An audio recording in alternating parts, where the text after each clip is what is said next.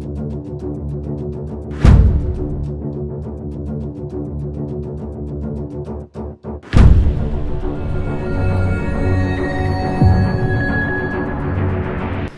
everyone! May isang parasan ngayon na talagang sumisikat at pinuntahan ng artista na si Ivana Alawi. Tingnan natin si Ivana Alawi at ang dami ng tao na pumunta dito sa Mr. Pares.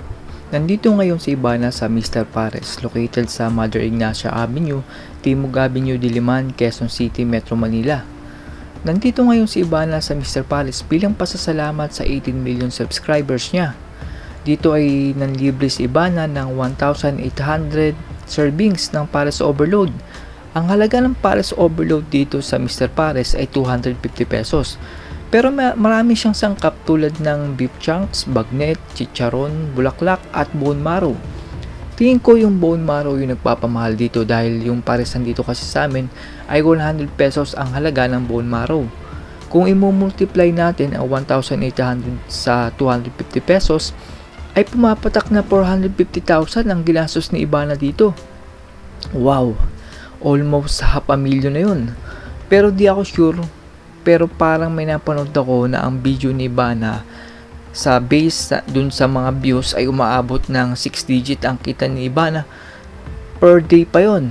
So everyday kung may manonood pa dun at tumaas pa yon, mas lalong lumalaking revenue ni Ivana. Tingin ko sulit yung pagkakalibre niya dito kasi nagpapasalamat na rin siya dun sa mga subscribers na tumatangkilik sa kanya dun sa mga video niya.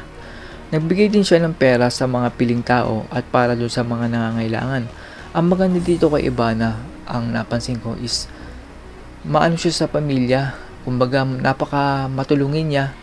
Hindi niya pinapabayaan yung mga kapatid niya at saka yung nanay niya. Yung mga kapatid niya is sinasama niya sa mga vlog niya, tapos kung may mga pangangailangan yung kapatid niya, binibigyan niya.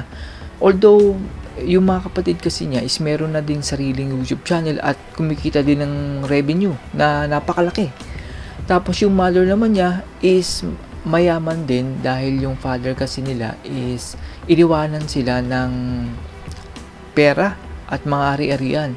So actually kung kahit hindi na magtrabaho ito si Ivana is pwede na dahil malaki yung kayamanan o yung ari-arian na iniwan sa kanya, pero gusto pa rin niya na magtrabaho kasi hindi natin masasabi, possible maubos din yon kung walang papasok na income. Kaya napakagaling din ni Ivana.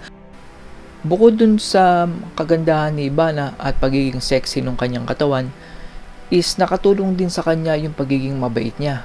Kapag may nakita siyang fans na kumakaway sa kanya o nagpapapicture, talagang binibigay niya ng oras at pagkakataon. Tingin ko yun yung isang bagay na nagustuhan din ng mga Pilipino. At isa pa is yung pagiging mapagmahal niya sa pamilya. Ang mga Pilipino kasi pagdating sa mga nanay, mga kapatid, napakahalaga nun yung isang tao na nagpapahalaga at nagmamahal dun sa pamilya. So nakita natin yung pagmamahal niya dun sa nanay niya at mga kapatid niya na talaga lang nagugustuhan ng mga Pilipino. Yun yung isang karakteristik ng isang tao na kailangan dito sa Pilipinas. Kasi sa atin, kapag nakita ng mga tao na wala kang galang sa nanay mo, wala kang galang sa tatay mo, anong nangyayari niyan? Kahit ikaw pa yung tama, nagmumukha kang mali. Kasi ganun kahalaga yung magulang para sa mga Pilipino. Kumbaga, palaging nating iniisip na dyan tayo nagmula, dyan tayo nanggaling.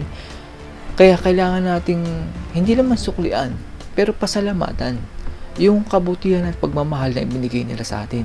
Yun siguro yung isang bagay na nakita ng mga tao na sobrang mapagmahal niya sa nanay niya, sobrang mapagmahal niya sa mga kapatid niya. Kaya ang tingin ng tao kay Ivana is talagang napaka-perfect, napaka-magandang model, napaka-magandang ehemplo na parang pwedeng sundan ng mga anak nila, ng mga tao na talagang iiduluhin siya.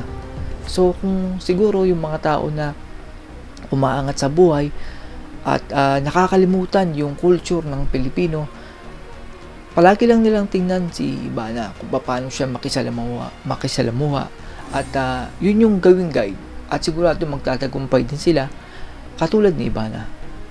That's all everyone. Salamat sa inyong panonood. This is Chuck and you're watching Parker Drone.